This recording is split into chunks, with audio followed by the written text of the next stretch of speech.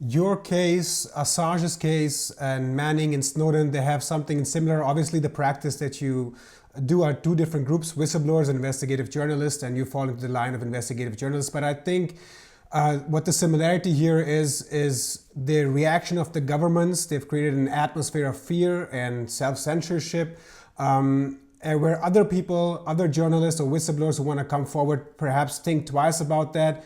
Do you think governments have become successful in creating this sort of atmosphere? Because we haven't seen the major scoops, especially on US national security, like your work or the work of WikiLeaks. And for example, WikiLeaks is now putting all its resources in defending Assange. You probably also got stuck into a lot of legal quagmire. Do you think governments have become successful, or do you think your work and the work of Assange and whistleblowers have inspired more people to come forward? Yeah, it's clearly an ongoing battle, and what you described is without a doubt the goal of governments. Remember, during the Snowden reporting in 2013, 2014, primarily, reporting that won the Pulitzer and the Polk and major journalism awards, including there in Germany, I was prevented for a full year from leaving Brazil because of threats by my own government that they would arrest me or prosecute me or serve subpoenas if I returned to the U.S., and I didn't go back to the U.S. until the Pulitzer and the Polk Awards were announced. I went to Germany first, which is when I think, if I recall correctly, I did an event that you hosted, or maybe it was a little bit after an interview that I did with you. But it was right around that same time. When let me just correct you. You were there for an event for CITE, and I, during the Q&A, asked you if I could interview after that. That was in 2014. Right. Yeah, it was right, but it was right around that time. And obviously the UK government did a lot of threatening things during that time, like invaded the newsroom of The Guardian and forced them to destroy the computers on which the Snowden archive was kept, one copy of it, but still, as well as detaining my husband in Heathrow Airport for 12 hours under a terrorism law. So there were already kind of thuggish and intimidating threats being issued against the journalists. Obviously, Snowden was criminally charged as the source at the time. But I think the Assange case really became the kind of blueprint for these attacks on a free press. And it's one of the reasons why I've been urging U.S. journalists who, constantly claim that they're so worried about Trump being an authoritarian, assaulting a free press every time he tweets something insulting about a journalist, which is not an attack on a free press. And yet here we have an instance of a truly menacing assault on the free press. Remember, the Obama administration wanted to indict WikiLeaks and Julian Assange because of the publication of the Afghanistan and Iraq war logs and the U.S. State Department diplomatic cables. And what they ultimately concluded was there was no way to prosecute Assange and WikiLeaks without also prosecuting the New York Times and the Guardian and newspapers around the world which published the same material. And they were worried about creating a precedent that would enable journalists to be prosecuted by prosecuting Assange. There was no way to distinguish Assange and what he did from what journalists around the world, including myself in the Snowden case, and the New York Times and the Washington Post and the Guardian do every day, or Der Spiegel. And so they didn't. The Trump administration reached a different decision. They said, no, we're dead set on prosecuting and destroying WikiLeaks and in trying to extradite Julian Assange.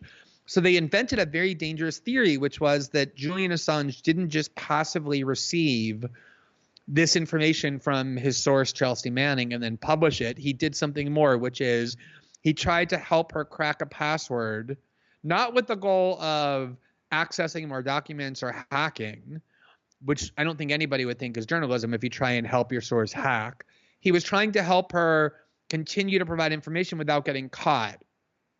And helping your source not get caught is not just the right of journalists, but the duty of journalists. Every major media outlet in the world now has technology to enable sources to communicate with them anonymously, meaning without the government finding them.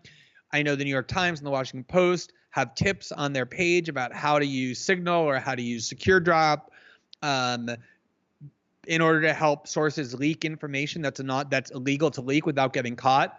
So that theory that they're using to try and extradite Julian Assange that has him in prison in the UK right now is a very dangerous one, because it takes a very normal, common interaction between a journalist and a source, namely the journalist trying to help the source not get caught, and tries to create a crime around it, tries to criminalize investigative journalism. And although the Brazilian government is not alleging that I ever tried to help my sources hack anything or circumvent passwords. What they're doing is they're doing something very similar, which is you're saying that I had a conversation with one of my sources long after all the hacking was done, long after all the material was provided to me, in which my source asked me, should I keep the conversations that I'm having with you? And I said to the source, look, there's no reason for you to do that because I'm keeping copies of everything for my own protection and yours, because I was worried that someone would try and claim that I said something to the source or the source said something to me that was never said. So I was, of course, keeping records of by audio or text of every conversation I had with my source. And I said to the source, I can't tell you what to do. You're free to destroy it if you want or keep it if you want, but I'm just letting you know that I have copies. The theory of the Brazilian government, of that prosecutor, is that when I said to my source, when he asked me, should I destroy copies of our conversations, when I said, look, there's no reason for you to because I'm keeping copy, that was an implicit wink, wink hint to the source that he ought to destroy all of the conversations he's having with me. And by doing that, I was trying to help my source evade detection by the government and therefore became a conspirator in this criminal plot, which in turn means that all of the crimes of this conspiracy, including the hacking originally, in which I played no role, obviously, can now be attributed to me under the criminal law of conspiracy. That's what makes the Assange prosecution and attempted extradition so dangerous, is that it can be used as the blueprint to prosecute journalists, and the Brazilian government, the Bolsonaro government, is trying to do exactly that with me right as we speak. One of the things that I have a difficult time approaching is with people who are from another are fighting for, let's say, a better world in another industry. For example, when it comes to animal rights, veganism, environmentalism, it's so difficult to talk to them about Julian Assange. And even though I think this would have wide-reaching consequences on all sorts of whistleblowing and investigative journalism, how do you feel about that? I mean, Fridays for Future, I have not seen them mention the word Assange. I do know that Extinction Rebellion did post something on Facebook in positive. How do you feel? Can this sort of case be taken and go into other sectors, whether it's the energy sector or environmentalist part of it? How do you feel about that? Look, what they did, the strategy of the Trump administration's indictment of Julian Assange, is that they knew that unlike in 2011, when Assange was popular among the left internationally because he had published materials about the war on terror, the wars in Iraq and Afghanistan, the corruption on the part of the U.S. government and how it conducts its imperialistic policies, he lost most of that support because in 2016, he published material about Hillary Clinton that was perceived to have helped Donald Trump win. And so we had very few friends left. He never was liked by the right because of the publications exposing the evils of the war on terror under George Bush and Dick Cheney.